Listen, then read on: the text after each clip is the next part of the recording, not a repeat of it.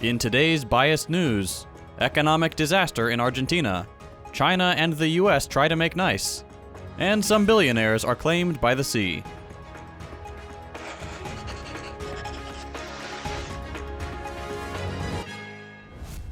Argentina faces a looming debt disaster as it sits down with the IMF to discuss the nation's recurring defaults. Crippled by devastating inflation and a currency crisis, Argentina took a $57 billion loan from the IMF in 2018, which the country couldn't pay, so it was replaced with a new $44 billion deal. As a result of dwindling hard currency reserves and droughts that have reduced core crop yields, Argentina is expected to miss loan repayment deadlines on a massive $2.7 billion.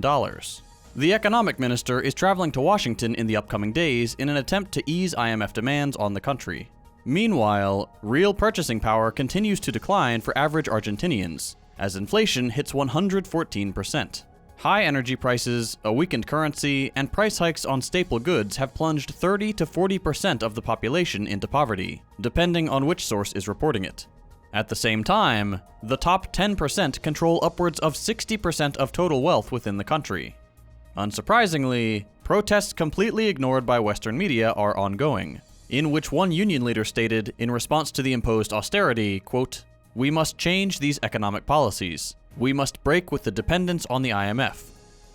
Due to upcoming general elections, current political action is aimed at attaining more IMF funds, but delaying austerity measures and IMF repayments.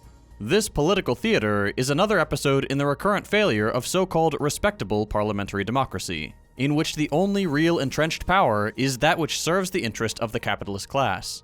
The fruits of improved technology and grueling labor of regular people are siphoned off to the very top.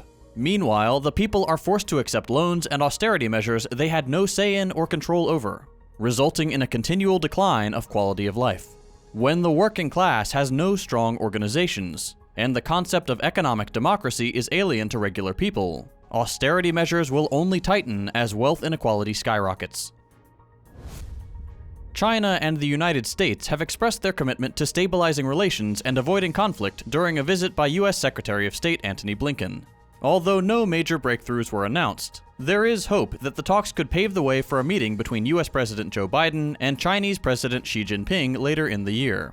Both sides emphasized the importance of maintaining frequent communication and managing differences responsibly. While Blinken admitted the challenges posed by China, he stressed the need to stabilize the relationship.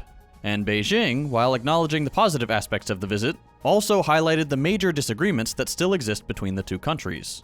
The discussions revolved around issues such as Taiwan, as US officials have recently stated they reject the One China policy.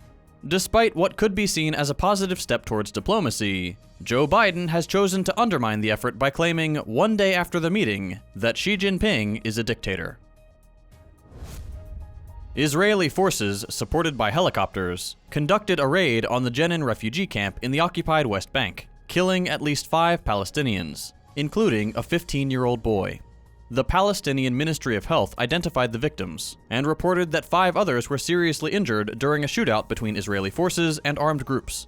The Israeli military stated that the raid was intended to apprehend 2 suspects, a conveniently vague excuse for their atrocities. According to the US Coast Guard, a Canadian aircraft involved in the highly publicized search for the ramshackle submarine that went missing during a voyage to the wreck of the Titanic has detected, quote, underwater noises in the search area. The vessel, piloted by a $30 gaming controller, is carrying a small handful of obscenely wealthy people who paid $250,000 each for the opportunity to sit in a metal bucket. The passengers are not likely to survive. Pakistan is observing a day of mourning following a tragic boat sinking off the coast of Greece, which is believed to have resulted in the deaths of over 300 Pakistani nationals. The Prime Minister has declared a national day of mourning and ordered a high-level committee to investigate the incident. Several alleged human traffickers have been arrested in connection with the tragedy. This sinking adds to the growing number of fatalities on the dangerous refugee routes in the Mediterranean. German President Steinmeier has welcomed the Chinese premier in a call for more communication between Beijing and Washington. Steinmeier, quote, called for the strengthening of communication channels between both countries, according to a tweet by his spokeswoman after the meeting. This is an unsurprising development, as the US has begun to lose favor among its allies in recent years. German Chancellor Scholz met with NATO Secretary General Stoltenberg in Berlin on Monday. Their talks centered on the upcoming NATO summit, scheduled to take place this July in Lithuania. The summit will largely focus on the war in Ukraine. Ukrainian officials have repeatedly said they expect a signal of readiness to accept Ukraine as a member of the alliance. However, the NATO countries have not agreed on an official invitation to Ukraine. Meanwhile, US companies like BlackRock are preparing to subject Ukraine to economic reconstruction, just as they've done in every other country the US has helped.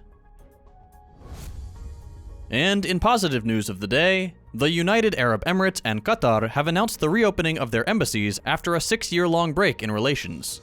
The two countries issued statements on Monday saying Qatar's embassy in Abu Dhabi and a consulate in Dubai, as well as an Emirati embassy in Doha, had resumed operations.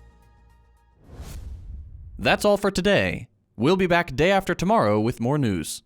If you'd like to see episodes with more in-depth analysis, consider supporting the show on Patreon so we can grow and expand.